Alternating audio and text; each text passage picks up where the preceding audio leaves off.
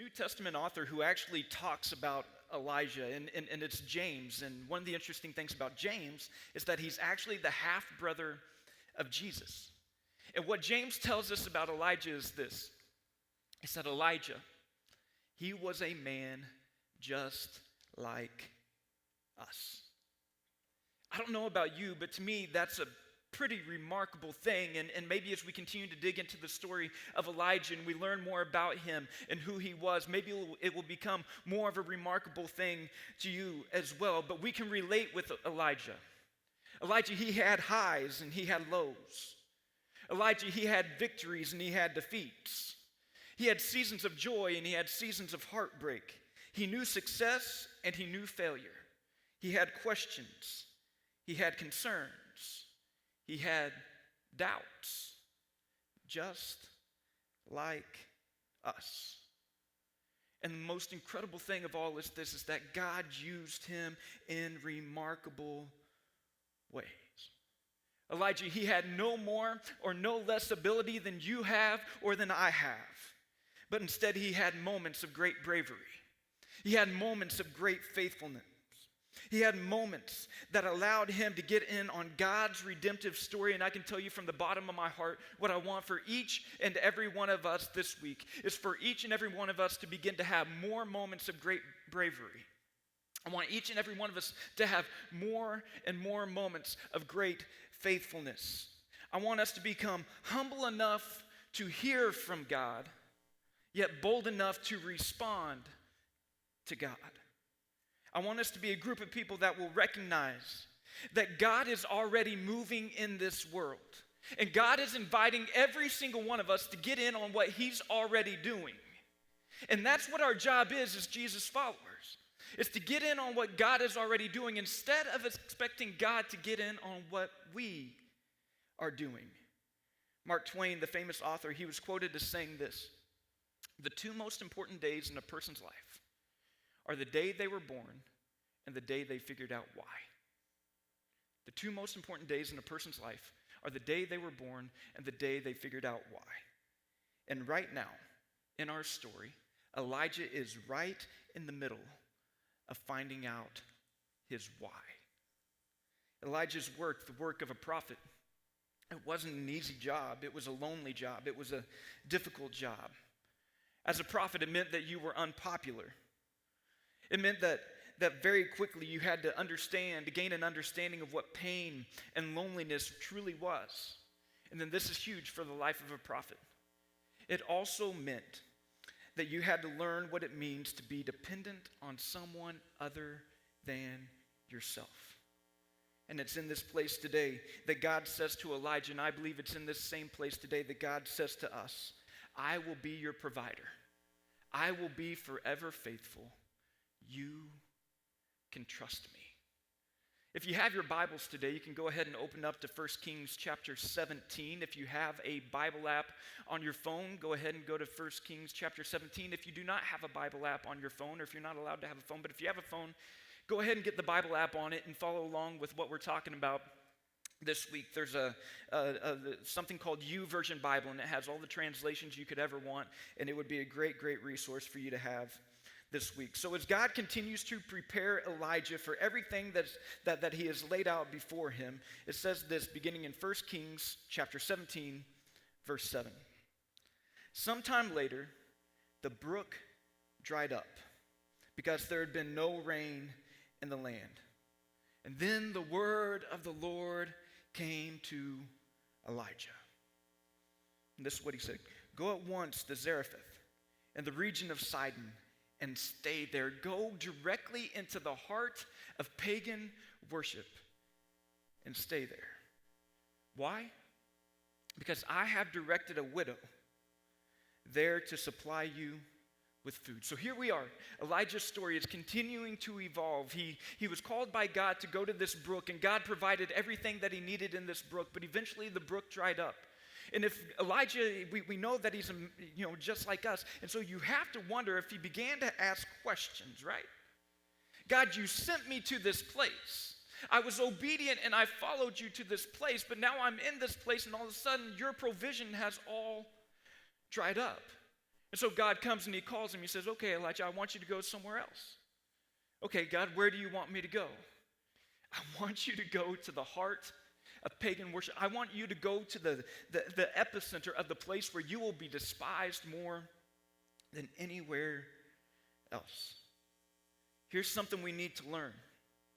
If we want to get in on God's story, we have to let God be God even when the brook dries up. If we want to get in on God's story, we have to let God be God even whenever it doesn't make sense. So what God is doing to Elijah is he is calling him, and he's continuing to call him to trust him, to obey him, to leave his country, to go to a pagan land, to go to a pagan woman, even a pagan widow. Yes, God sends Elijah, the man of God, to this pagan, destitute woman. And listen to the next 5 words, because these are some of the most powerful words that we see in some form or another in all Scripture. So he went to Zarephath. It doesn't sound like much, does it? Some of the most powerful words that you will ever read in Scripture are, and they did as the Lord had commanded them. Did Elijah completely understand why he was going there? Are there other places Elijah would have rather have been sent? Absolutely. But he was obedient to what God was calling him to do. He was obedient to go where God was calling him to go. So when he came to the town gate, a widow was there gathering sticks. And he called to her and he asked, "Would you bring me a little water in a jar so I may have a drink?" And as she was going to get it, "And bring me, please, a piece of bread." And to our Western culture, 21st century ears, this sounds like such an odd request. Who would go up to a complete stranger and just say, "Hey, can I have some water and a biscuit?" That's not something that we are just automatically going to go up to a stranger and ask for. But in this day and age, hospitality was probably one of the main core values that everybody held. If you were not hospitable to people who were coming into your town, it was a very, very bad look on you. And so this woman, she says this, she says, "As surely as the Lord your God lives." I want you to hold on to that. Not "as surely as the Lord my God lives," but she's speaking directly to Elijah in this moment. She's saying, "As surely as the Lord your God lives, I don't have any bread. And I only have a handful of flour in a jar and a little olive oil in a jug.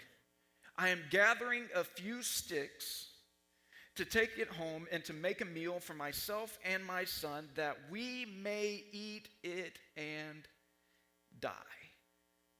The famine that has been going all around this region is just about to claim a couple of more victims. And you have to wonder, whenever Elijah hears this woman saying, "I don't have any flour, I don't have any oil, I only have enough to be able to go and get this one last meal for my son and myself, and then we're going to die," you have to wonder, Elijah is just like us, if he didn't begin to question once again. But maybe between the woman's words and his response, he takes this deep breath. Maybe in that moment, he remembers something. Maybe he remembers how God has provided in the past, and this is so important for all of us. I believe that this can be one of those core foundational truths for all of our lives. I wonder if Elijah didn't remember how God was faithful in the past. And if God was faithful in the past, why in the world do we think he would stop being faithful now? Man, I hope that that is something that can speak to some of your lives today. As some of you are in places today to where you've seen God's faithfulness in the past, but you were in this place in Arlington, Texas, and the brook has dried up. And you don't see God's provision. You don't see his faithfulness anywhere. And in this moment, I want to encourage you. I want to challenge you to look back. I want to encourage you to look back on God's faithfulness in the past. And if God has been faithful in the past, why in the world do we think he would stop now? And so Elijah, he said to her, he said, "Don't be afraid, but go home and do as you have said. But first, make me a small loaf of bread from what you have and bring it to me, and then make something for yourself and your son. I know you're saying you only have enough for one more meal and then you're going to die, but will you go ahead and just give that to me instead? That's a pretty, gutsy request that Elijah's making here. But he continues, for this is what the Lord, the God of Israel, says. The jar of flour will not be used up, and the jug of oil will not run dry until the Lord sends rain on the land. Elijah is in this place to where he has to trust God to provide. And now this widow finds herself in the place to where she must trust Elijah to survive. So she went away and she did as Elijah had told her. So there was food, listen, there was food every day for Elijah and for the woman and for her family. For the jar of flour was not used up, and the jug of oil did not run dry, in keeping with the word of the Lord spoken by Elijah. Can you even begin to imagine this scene? Every day the widow, she goes back to the jar of flour and she goes back to the jug of oil, and there's just enough for that day, and she pours it out, and once again she's probably thinking, what am I going to do tomorrow? And then she goes back the next day and there's just enough there for that day, and then she might be thinking, what am I going to do tomorrow? And you know that's going to continue on for some time until finally she goes back to the jug and she goes back to the jar, and she's full of expectation that God's going to continue to provide, just like Elijah said God was going to provide. Whenever I hear this word and whenever I picture this scene, I am reminded so clearly of what Jesus said to his disciples during the Sermon on the Mount. The people who were gathered there on this mountainside, and they were wondering, Jesus was trying to teach them, here's how you pray. You guys remember this? If you're an athlete, you have probably said this prayer in your locker room many times. Our Father, who art in heaven, hallowed be your name. Your kingdom come, your will be done on earth as it is in heaven. Give us this day our daily bread. Whenever Jesus was speaking those words, whenever he was teaching this prayer, he was pointing back to an earlier point in Israel's history, whenever they were wandering through the wilderness, and daily God would provide manna from heaven so that people would be able to survive. But what Jesus is telling us in this time is that there is something that we must understand. God will provide for you. He will provide your daily needs. He will provide your daily needs for your nourishment. He will provide your daily needs relationally. He will provide your daily needs emotionally. He will provide your daily needs physically. God will provide. And sometimes we don't like the way that God provides. Sometimes we wish that God would provide in like a 5-year plan kind of providing, but God isn't here to provide in our 5-year plan. God is here to provide our daily bread. And then you wake up tomorrow and guess what God's going to provide? Your daily bread. And then you wake up the next day and guess what God's going to provide? Your daily bread. Not 5 years down the road, but today. We can trust God with all we need. This went on for months. Month after month after month, this woman kept going back to the jug, and she kept going back to the jar, and it continued to have just enough for the day.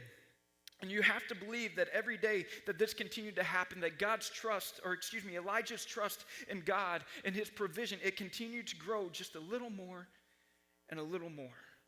And I just want to take a quick sidebar here real quick. If you're in this place today and you are not a follower of Jesus, I want to thank you so much for taking the time to spend a week with us in this place. But I also want you to know something. I want you to recognize something that's kind of going on behind the scenes in this story. That God has sent Elijah, God has sent a prophet to a woman who was a complete outsider. And in the time and in the way that God is sending Elijah to this woman, God is actually saving this woman. If Elijah had not shown up, this woman would have died within a mere matter of days or weeks.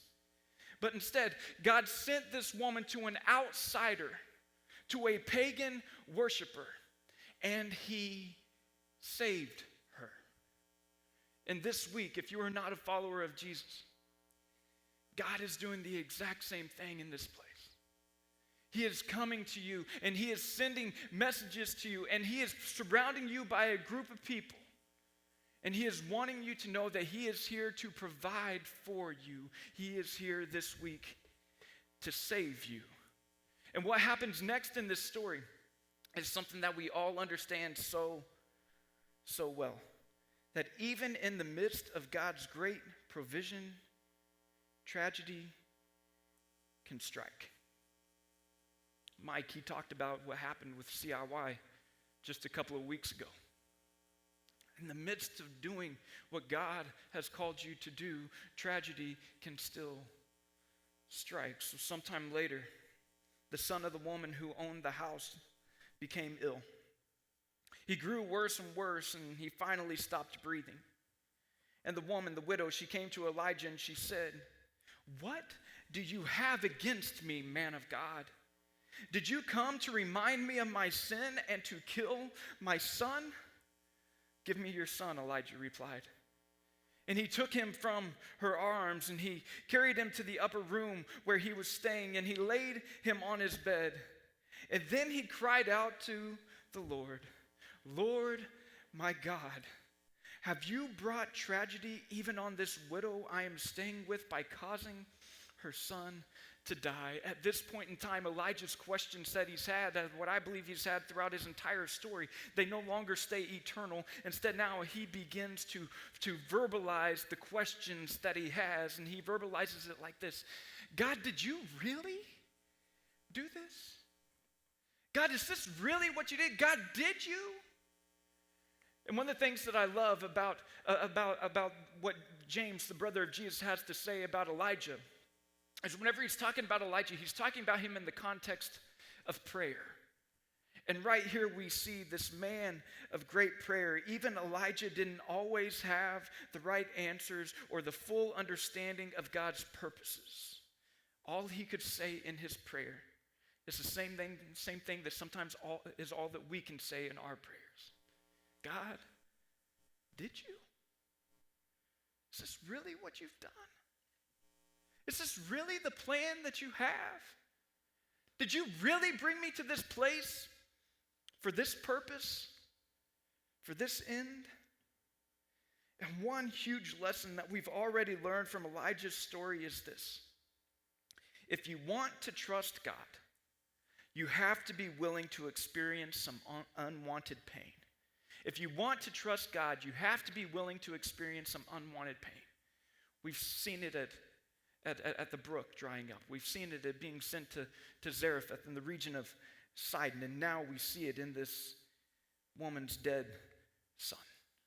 So verse 21, it says, "Then he stretched himself out over the boy 3 times, and he cried out to the Lord, 'Lord, my God, let this boy's life return to him.'" I have no idea what the semblance is. I'm sure it's deep and it's thick and it's rich, but I don't know exactly what the semblance is of Elijah covering this boy 3 times. To me, it kind of just sounds a little weird, but I mean, it's what Elijah did. And then this is what happened. When the Lord heard Elijah's cry, and the boy's life returned to him, and he lived. Elijah, he picked up the child and he carried him down from the room into the house, and he gave him to his mother, and he said, "Look, your son is alive." And then verse 24, you remember what the woman said in verse 12? "The Lord your God," speaking to Elijah. Now here in verse 24, this is what she says: "Now I know that you are a man of God, and that the word of the Lord from your mouth is the truth." Now I know. I've seen it. But the question I have to ask is this: what is it that took this woman from a place of the Lord your God to the place that she would say, "Now I know that you are a man of God, and the word of the Lord from your mouth is the truth"? What is it that caused this woman to get to this place? Could it be the fact that out of nowhere there was this man who showed up? Well, maybe that was a part of it, but I don't think that was the whole thing. Could it be the fact that day after day after day, she continued to go to her jug and she continued to go to her jar, and there was continually just enough for that day, just as Elijah said there would be? Sure.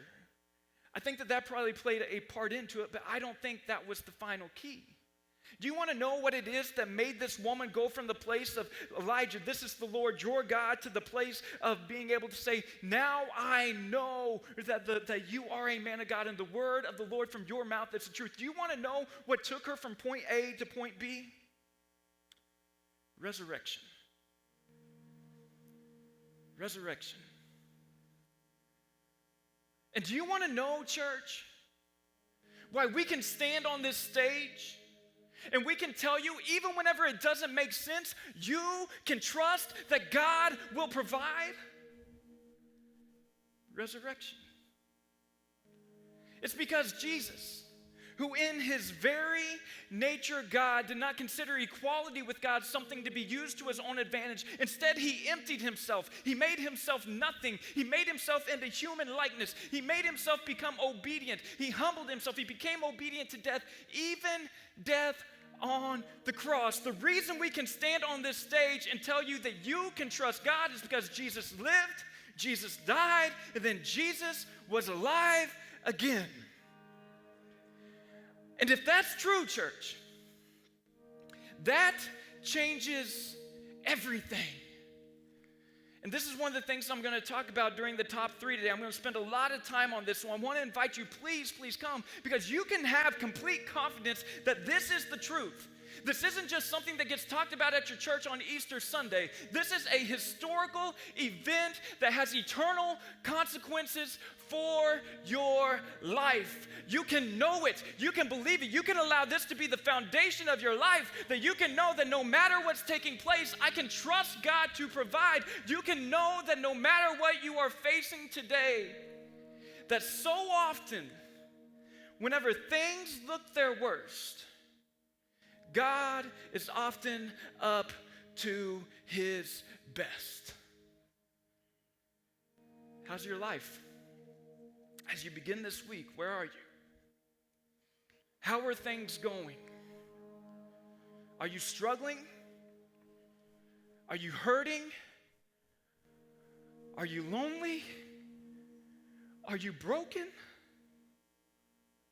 You can trust God to provide, because whenever things look the worst, God is so often up to his best. It's exactly what God did for Elijah.